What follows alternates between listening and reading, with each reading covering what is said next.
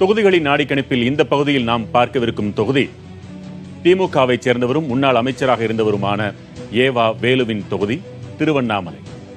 இங்கே பயணித்திருப்பது நம் செய்தியாளர்கள் மணிமாறனும் கோவிந்தராஜும்.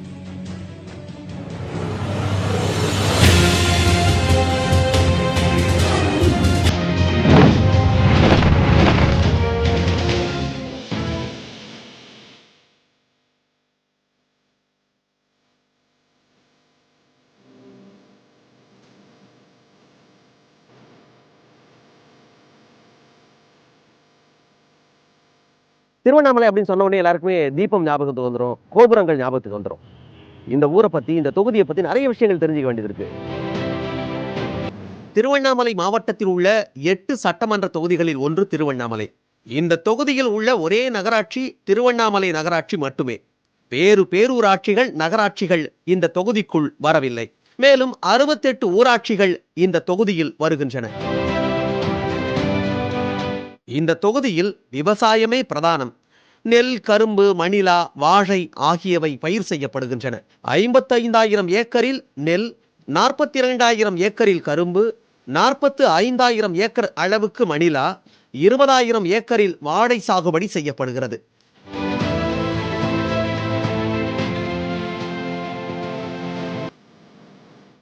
இந்த பகுதி செய்தியாளர் கோவிந்தராஜன் நம்மோடு இணைஞ்சிருக்கிறார். அவருக்கு நிறைய விஷயங்கள் தெரிஞ்சு கொண்டிருக்கு. இந்த தொகுதியை பொறுத்த வரைக்கும் அதிமுக திமுக தான் நேரடியான போட்டி. அதிமுகவுக்கும் திமுகவுக்கும் மட்டும்தான். போக்குவரத்துல பொறுத்த வரைக்கும் இப்ப ரயில் சேவை அதெல்லாம் எப்படி இருக்கு இந்த தொகுதிக்கு உட்பட்ட பகுதியில்? திருவண்ணாமலையிலிருந்து நேரடி ரயில் சென்னைக்கும் பெங்களூருக்கும் போகணும் அப்படின்னு சொல்லிட்டு பொதுமக்கள் ரொம்ப நாளாக கோரிக்கை வைக்கிறாங்க.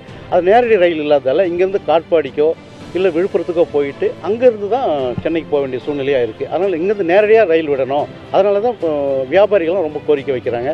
அதுவும் ரொம்ப காலமாக கிடப்பிலே இருக்குது.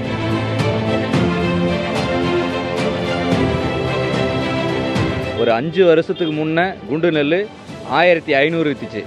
அன்றைக்கி உரத்தோடைய விலை 700 ரூபாய். இன்றைக்கி அதே குண்டு நெல் 900 ரூபா தான் விற்கிது. அந்த 900 ரூபாய்க்கு உண்டான உரத்தை பார்த்தீங்கன்னா 1400 ரூபா விற்கிறாங்க. இதனால் விவசாயம் நாளுக்கு நாள் அழிஞ்சின்னு தான் போயிருக்கு. நெல் விலையை விட உரம் விலை அதிகமாக இருக்குது. தவிடு விற்கிது இன்றைக்கி 800 ரூபா. ஆனால் அதனுடைய விவசாயத்துடைய நெல் ஒரு மூட்டையே 900 ரூபா தான் விற்கிது. 3 வருஷத்துக்கு முன்னே கம்மியாக போட்டாங்க. எவ்வளோ 500 இன்றைக்கி 1000 ரூபா. அது செய்யலாமா? அது முதலமைச்சர் ஆள் கேட்கணும், இந்த விலை போடக்கூடாது, விவசாயிக்கு குறைச்சி விலை போட்டு கொடுங்க அப்படின்னு சொல்லணும். இந்த ரோட்டை மட்டும் என்ன பண்ணுறாங்க, கந்தலாக இருந்தால் கூட அதை யாருமே கண்டுக்க மாட்டுறாங்க. தலைவர் ஆகட்டும், கவுன்சிலர் ஆகட்டும், ஒன்றுமே கண்டுக்க மாட்டுறாங்க. அவங்க போன போக்கில் போயின்னுக்கிறாங்க. ஓட்டு வாங்கும்போது மட்டும் சாமி சலான்னு காலில் கையில் வீந்து கும்பிட்றாங்க. அது எப்படி கும்பிட்டா அது நியாயமா? எதுவுமே எங்களுக்கு செய்யுது. எந்த ஆட்சி வந்தாலும் எங்களுக்கு எதுவுமே செய்யறதில்லை. அவங்கவுங்க வராங்க, ஓட்டு கேட்குறாங்க, போடுறோம், அவங்கவுங்க போகிறாங்க. தெருவை பிறகு ஒதுக்கிட்டு எங்களுக்கு எதுவுமே செய்யறதில்லை. கடன் பட்டாலும் நஷ்டப்பட்டாலும் நாங்கள் தான் அனுபவிக்கிறோம். ஓட்டுக்கு காசு வாங்கலாம், நம்ம யாருக்கு வேணாலும் போடலாம் ஓட்டு. நம்ம தான் கை நீட்டுறோமே, அதுக்காக உட்காந்துருக்காங்க ஜனங்க. இவங்களும் ஆசை காட்டுறாங்க. 5000, 4000, 3000, 10,000 தான் என்ன செய்வாங்க? நம்ம பக்கத்தில் சென்ட்டு மில்லு திறந்தால் நம்ம விவசாயிக்கு நல்லபடியாக ஒரு லாபம் கிடைக்கும். இங்கே பூ மார்க்கெட் வர்றதால அவங்களுக்கும் கமிஷன் கொடுக்க வேண்டியிருக்கு. நம்ம நிலத்தில் பயிர் வச்சு நினைஞ்சி பூச்சி மருந்து அடித்து நமக்கு நிலையான வருமானம் கரெக்டாக கிடைக்கல. 2001 அந்த மில்லை ஆரம்பித்தாங்க. 2003 மூடிட்டாங்க அந்த அருணாச்சலம் சக்கராலையை. அது தனியார் சக்கராலை. எங்களுக்கு விவசாயிகளுக்கு 6 கோடி ரூபாய் பேலன்ஸ் இருக்குது. ஸ்டில் இது வரைக்கும் நாங்கள் பல போராட்டங்களை சந்திச்சிட்டோம். பல மாவட்ட ஆட்சித்தலைவரை பார்த்துருக்குறோம், ஏடிஎம்கேவும் பார்த்துட்டோம், டிஎம்கேவும் பார்த்துட்டோம். எந்த ஆட்சியுமே எங்களுக்கு ரெமிடியே பண்ணலை. திருவண்ணாமலையிலேருந்து நேரடியாக போகணுன்னா நாங்கள் காட்பாடி போயிட்டு தான் சென்னைக்கு போனோம். அதனால் நேரடியாக எங்களுக்கு ரயில் வசதி செய்து கொடுத்தா நல்லா இருக்கும். வாக்கு ரஜினி வர்ற மாதிரி இருந்துச்சுன்னா அவர் பிரிச்சிருப்பார். அடுத்து கமல் சார் கொஞ்சம் ஒரு 5% வாக்குகள் பிரிஞ்சிருக்குது. அது இன்னும் கொஞ்சம் அதிகமாகக்கூடிய வாய்ப்பு இருக்குது. அடுத்தது மற்றபடி சொல்லிக்கிற மாதிரிலாம் யாரும் கிடையாதுங்க. திமுக ஓரளவுக்கு கொஞ்சம் வாக்கு சதவீதம் கூடும். பாஜக தமிழ்நாட்டுக்கு ஓரளவுக்கு செய்யக்கூடிய மனப்பக்குவத்தில் தான் இருக்கிறாங்க பொழுது. ஆனால் இது வரைக்கும் ஓரளவுக்கு செஞ்சு தான் இருக்கிறாரு மோடின்ற. பரவாயில்லைங்க. முன்னைக்கு இப்போ எவ்வளோ தேவலாமல் இருக்குது. தேர்தல் நேரத்தில் அரசியல்வாதிங்க ஆளுக்கு ஒரு இது சொல்கிறாங்களே ஒழிய வாக்குறுதி கொடுத்த வாக்குறுதியை காப்பாற்றுறதில்ல. யாரும் எந்த கட்சியும் விவசாயிகளுக்கு செய்கிற மாதிரி தெரியல. இந்த எலெக்ஷனை பொறுத்த வரைக்கும் எதையும் கருத்து சொல்ல முடியல. ஆனால் விவசாயிங்க ரொம்ப கொந்தளிச்சு போயிருக்காங்க. விவசாயிங்க கிட்ட ஒரு எழுச்சி வந்திருக்குது. அதிமுக அரசியல்வாதே சரி, திமுக அரசியல்வாதே சரி, பப்ளிக் சம்மந்தமாக எதுவும் பண்ணுறதில்ல. அவங்க சூழ்நிலத்தை தான் பயன்படுத்துகிறாங்க.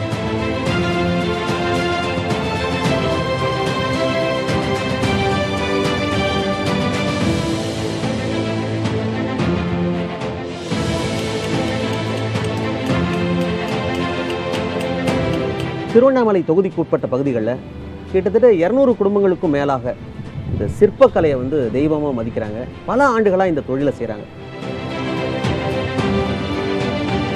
சுமார் ஒரு 25 ஆண்டு காலமாக அந்த தொழில் செஞ்சுட்டு இருக்கிறேன். எங்களுக்கு வந்து கவர்மெண்ட் எந்த இதுவும் செய்யலை. இது வரைக்கும் அவங்க நம்மளுக்கு இந்த கொரோனா நிதியில் கூட நாங்கள் எத்தனை வாட்டி சொல்லியிருக்கோம், எதுவும் நம்மளை கண்டுக்கவே இல்லைங்க. எல்லாம் பயங்கர பிரச்சனையாக இருக்குது.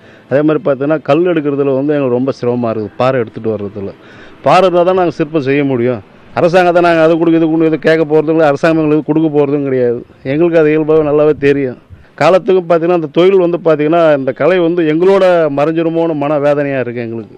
பாறை வந்து நாங்கள் எடுத்துகிட்டு வந்தோம்னா எடுத்து வர வகையில் வந்து இதை நீங்கள் எங்கேருந்து எடுத்துகிட்டு வரீங்க, இது இருக்குங்களா, ஆர்சி இருக்கா, பர்மிட் இருக்கா, எத்தனை கன சதுரடி போட்டு எடுத்துகிட்டு வரீங்க, இது மாதிரிலாம் எங்களை கேட்டு ரொம்ப மன வேதனையாக உண்டாக்கிடுறாங்க.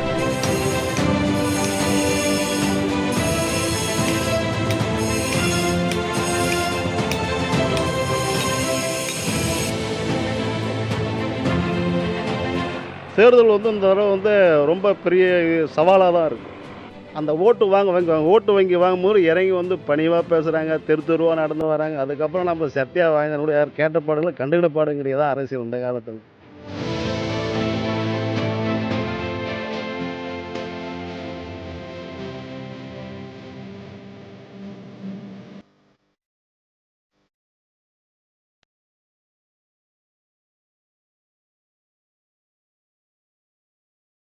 திருவண்ணாமலை நகராட்சியில் உள்ள சிறு சிறு தொழிற்கூடங்களை தவிர பெரிய தொழிற்சாலைகள் எதுவும் இங்கு இல்லை.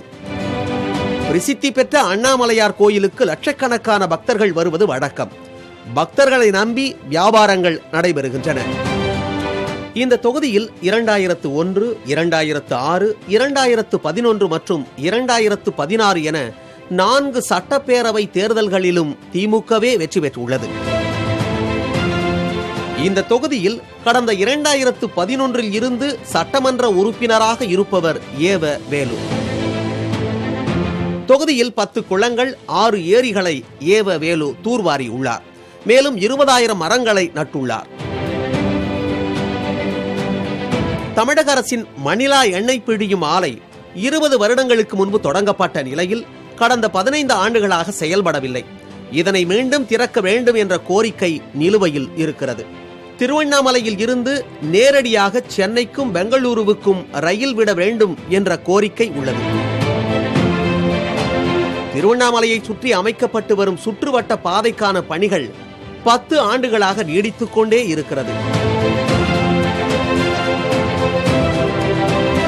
திருவண்ணாமலை தொகுதியில் கரும்பு விவசாயிகளுக்காக இயங்கி வந்த ஒரே தனியார் சர்க்கரை ஆலையான அருணாச்சலம் சர்க்கரை ஆலை 10 வருடங்களுக்கு முன்பு மூடப்பட்டது.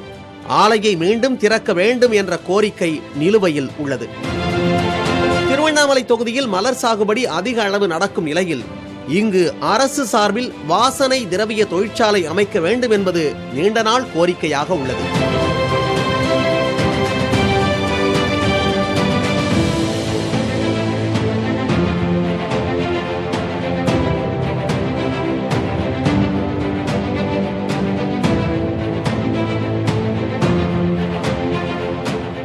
திருவண்ணாமலை தொகுதியை நாள் முழுக்க சுற்றிருக்கோம்.